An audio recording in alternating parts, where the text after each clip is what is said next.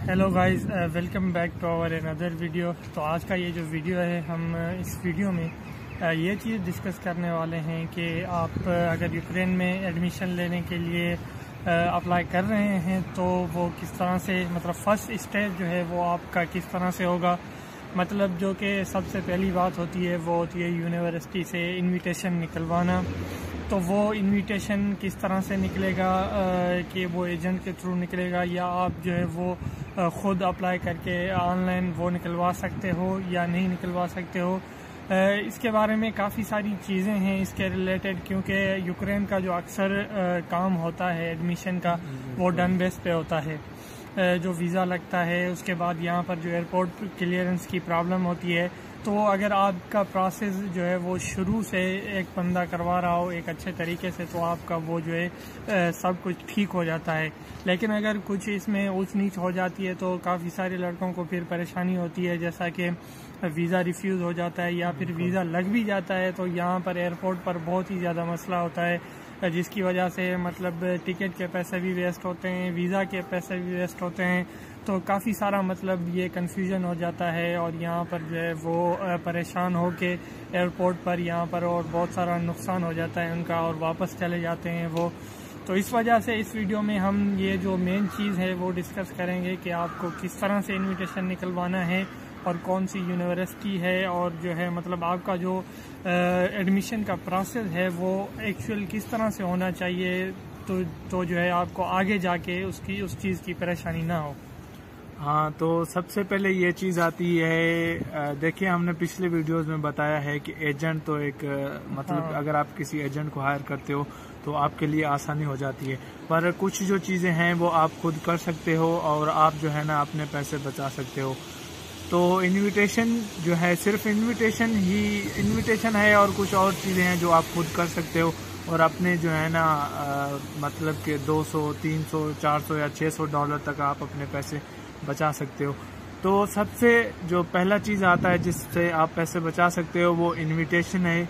आपके पास ये चांस है कि आप जो है ना इनविटेशन आप खुद निकालें, क्योंकि जब आप किसी एजेंट को हायर करते हो और उसे पैसे देते हो इनविटेशन के लिए, तो वो ज़्यादा आपसे पैसे लेता है इनविटेशन के। और अगर आप खुद यूनिवर्सिटी से कांटेक्ट करते हो और अपने डॉक्यूमेंट्स भेजते हो उसे, चाहे वो लैंग्वेज कोर्स का हो, मेडिकल का हो या इंजीनियरिंग का हो, तो वो आप निकलवा सकते हो। और जो डॉक्यूमेंट्स हैं इनविटेशन के लिए, उसके लिए आपके पास जो है पासपोर्ट होना लाजमी है। कुछ स्टूडेंट्स जो हैं ये भी कहते हैं कि पासपोर्ट के लिए मैंने अप्लाई कर दिया है, उसका जो टोकन है मेरे पास है, क्या उससे काम चल जाएगा? नहीं, तो उससे काम नहीं चलेगा। आपके पास जो है वैलिड पासपोर्ट होना चाहिए और फिर आपके जो है एजुकेशनल डॉक्यूमेंट्स होने चाहिए। अगर आप बैचलर्स के लिए करते हो या लैंग्वेज कोर्स के लिए करते हो तो आपके पास मैट्रिक और इंटरमीडिएट के होने चाहिए, और अगर आप मास्टर्स के लिए अप्लाई करते हो तो आपके पास बैचलर्स के होने चाहिए और आपके इंटरमीडिएट और मैट्रिक के भी होने चाहिए। तो ये है अगर आप जो है ना इनविटेशन में अप्लाई करते हो। तो एक बार आपके पास सारे डॉक्यूमेंट्स आ जाते हैं तो फिर आप यूनिवर्सिटी से कांटेक्ट करें जिसी में आपका इंटरेस्ट है, मतलब एडमिशन लेने का, और उनको बोलें कि आप मतलब पैसे ट्रांसफ़र करें उनको, मतलब ऑफिशियल बंदे से बात करें जो कि यूनिवर्सिटी की वेबसाइट पे उनके कॉन्टैक्ट्स होते हैं, उनका जो इंटरनेशनल जो उसका होता है एडमिनिस्ट्रेशन का, जैसे कि डायरेक्टर हो गया या उसके नीचे जो बंदे होते हैं उनसे कांटेक्ट करें और फिर जो है ना बाय कोरियर वो आपको जो है सेंड करेंगे इनविटेशन। तो जो अगर आप खुद अप्लाई करते हो तो डेफिनेटली कुछ मसले होते हैं, क्योंकि आपको तो नहीं पता होता क्या करना है क्या नहीं करना, पर ये होता है कि आप इस चीज़ों से सीखते हैं और आपके पैसे भी जो है ना बच जाते हैं। तो ये एक चीज़ है कि आप जो है ना खुद को आपको करना चाहिए ये, क्योंकि इतना बड़ा कोई रॉकेट साइंस नहीं है इनविटेशन निकलवाना। जस्ट ऑनलाइन कांटेक्ट करें, यूनिवर्सिटी के अकाउंट में पैसे डालें और फिर वो बाय कोरियर जो है ना आपको भेज देते हैं इनविटेशन। और उसके बाद अगर आप नहीं करवा रहे खुद से, अगर आप चाहते हैं कि शायद कि कुछ गलत हो जाए या इधर उधर हो जाए, काफ़ी सारे लड़के होते हैं ऐसे जो खुद नहीं करवाना चाहते, और मतलब उनको सारी चीज़ें का पता नहीं होता या फिर मतलब नहीं करवाना चाहते, जो बोलते हैं कि सेफ़ हो हमारा। तो अगर आप एजेंट किसी से करवा रहे हैं तो आप आपको ये लाजमी है कि आप उस यूनिवर्सिटी से जिससे आपका जो है वो इनविटेशन लेटर निकल रहा है उसके साथ कांटेक्ट लाजमी करें कि हम जो है वो एजेंट के थ्रू जो है इनविटेशन निकलवा रहे हैं, उसकी फ़ीस कितनी है, रियल फ़ीस कितनी है, क्योंकि एवरी यूनिवर्सिटी आपको वो रिस्पांस देगी। आप एक इंटरनेशनल स्टूडेंट हो, यहाँ पर आ रहे हो, वो आपको रिस्पांस देंगे, चाहे वो 1-2 दिन के बाद दें या 1 हफ्ते के बाद दें, तो थोड़ा पेशेंस रखें। वो जो है आपको जो है रिस्पांस करेंगे और आपको बताएंगे कि ओरिजिनल जो है इसका प्राइस कितना है और एजेंट जो है आपको वो कितना जो है मांग रहा है। अगर वो $500-600 तक मांग रहा है तो वो बिल्कुल ही झूठ बोल रहा है, इतने नहीं लगते हैं। तकरीबन जो काफ़ी सारी यूनिवर्सिटीज़ हैं उनमें जो है वो कम ही है, इतने $500-600 तक हमने तो किसी यूनिवर्सिटी का नहीं सुना कि जो है वो इतना ज़्यादा जो इनविटेशन के हों। तो आपका जो है यूनिवर्सिटी से कांटेक्ट करना लाजमी है। और काफ़ी सारे स्टूडेंट उनकी इनविटेशन लेटर जो है उनके पास आ जाती है, फिर हमें मैसेज करते हैं कि भाई हम इसको जो है वो ये रियल है या फेक है, हम इसको कैसे वेरीफाई करें। तो ऐसा कोई इदारा नहीं है जो कि इनविटेशन या वीज़ा आपको वेरीफाई करके दे। इसका सिंपल तरीका यही है कि आप यूनिवर्सिटी से कांटेक्ट करो कि भाई ये मेरा जो है इनविटेशन है, उनके रिकॉर्ड में जाहिर सी बात होगा अगर वो रियल है तो वो आपको बताएंगे कि हाँ भाई ये हमारी यूनिवर्सिटी से निकला है या नहीं निकला है। तो ये सिंपल है, आप सिर्फ उस यूनिवर्सिटी की ऑफिशियल वेबसाइट पर जाएं, वहाँ पर कांटेक्ट होंगे, ईमेल होंगे, आप उनको ईमेल करो, कांटेक्ट करो, वो आपको बताएंगे कि ये रियल है या फेक है। और हम तो ये चीज़ नहीं बता सकते कि ये रियल है या फेक है, हमारे पास कोई ऐसी अथॉरिटी नहीं है।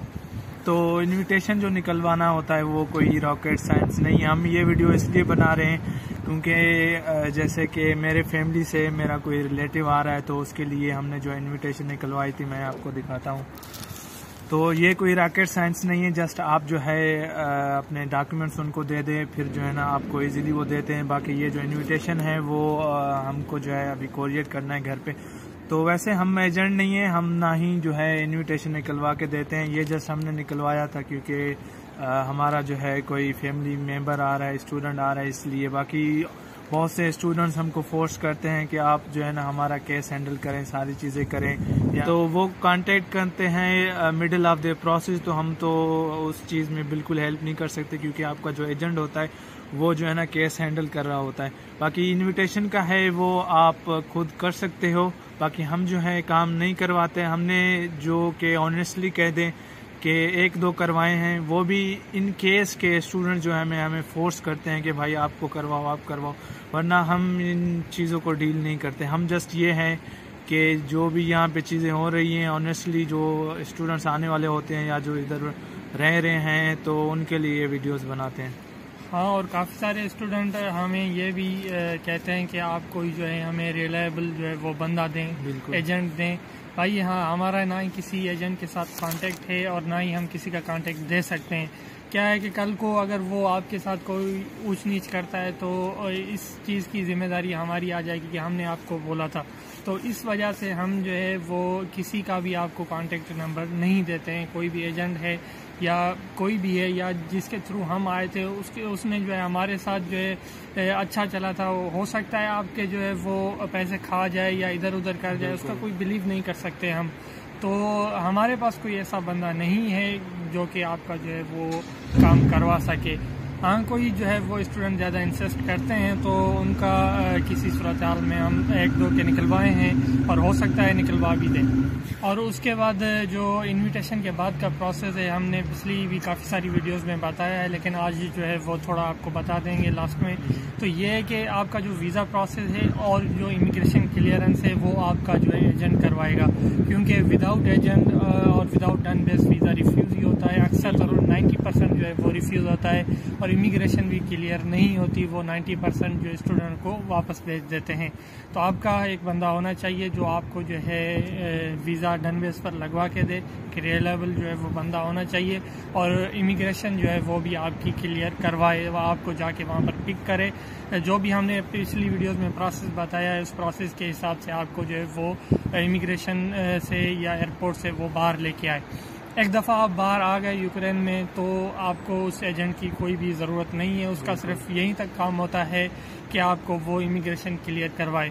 उसके बाद जो भी प्रोसेस है यहाँ पे TRP का या मतलब कोई हेल्थ इंश्योरेंस है, एडमिशन है यूनिवर्सिटी का, वो डायरेक्ट आप यूनिवर्सिटी में जाके वो सब आप जो है अपने खुद करवा सकते हो। एजेंट वो जो है आपके साथ इसलिए चिपका रहता है कि आपसे वो पैसे निकलवा सके।